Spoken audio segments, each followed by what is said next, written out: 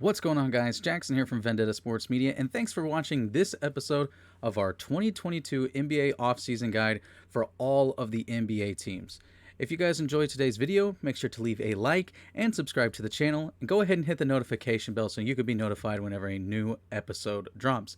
Also, check the link down in the description below. There you can follow us on Twitter, on Instagram, and also our TikTok.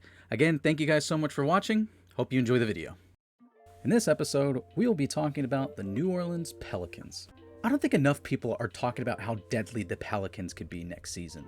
Zion Williamson missed all of last season, and this team still found a way to make the playoffs. With Zion back, they should 100% be a playoff team. But that isn't even the scary part of the situation. The bad news for the rest of the NBA is that the Pelicans have the ammo to go out and get better this offseason. The trade for CJ McCollum seems to have initially paid off. After a bit of a rocky start, McCollum found his footing and thrived towards the end of the season with the Pelicans. McCollum played less minutes in New Orleans per game than he did in Portland, but his points, field goal percentage, three-point percentage, and assists all saw huge leaps. If McCollum can keep his three-point consistency around that 40% mark with a fully healthy Pelican squad, that could be a recipe for success. People seem to forget why Zion went number one overall. When healthy, the man is nearly unstoppable. In the 2020-21 season, Zion was averaging 27 points, 7 rebounds, and almost 4 assists per game. Making sure Zion is healthy and ready to go should be the highest priority for the Pels this offseason. Even if he has to play just around the 60-game mark again, the team needs to make sure he is ready to go for the playoffs. If the Pels didn't make any moves this offseason and just use their picks in the draft and get Zion healthy, I would still consider this offseason a success. Speaking of picks, the Anthony Davis trade with the Lakers could pay off in a big way for New Orleans. LA missing the playoffs was the best thing that could have happened to the Pels.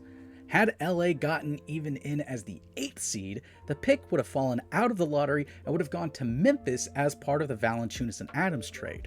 Instead, the Pels were able to jump up and grab the 8th spot in the draft. General Manager David Griffin has a lot of options with this pick.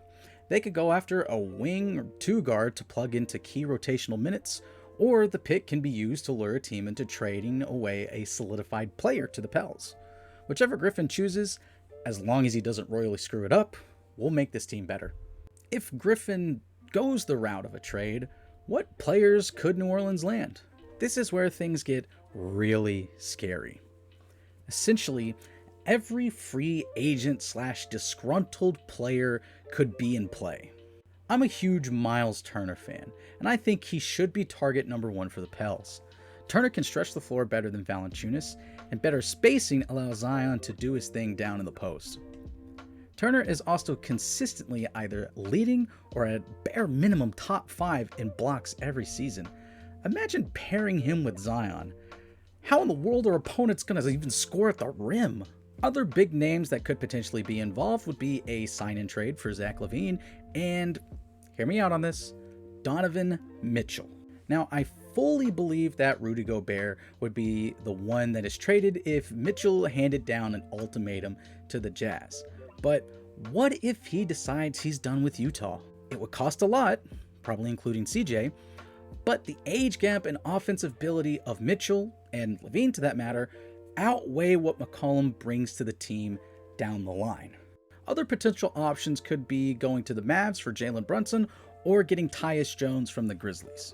Getting either one of those guys would need to be through a sign-in trade, but even if you have to give up picks or a player, or maybe even 2 for cap reasons, the Pels can still more than likely hold on to the 8th pick and grab a solid wing to replace whatever depth is lost in such trade. The success of the Pelicans really lies on the front office.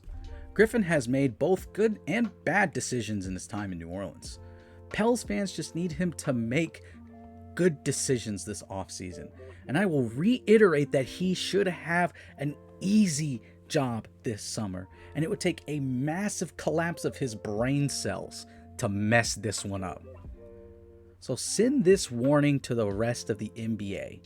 It's about to be scary hours down in New Orleans. Thank you guys so much for watching this episode of our 2022 NBA Offseason Guide series.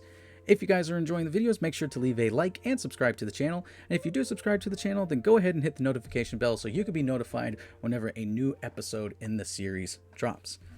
This is Jackson Law from Vendetta Sports Media, signing off, and I will see you guys next time.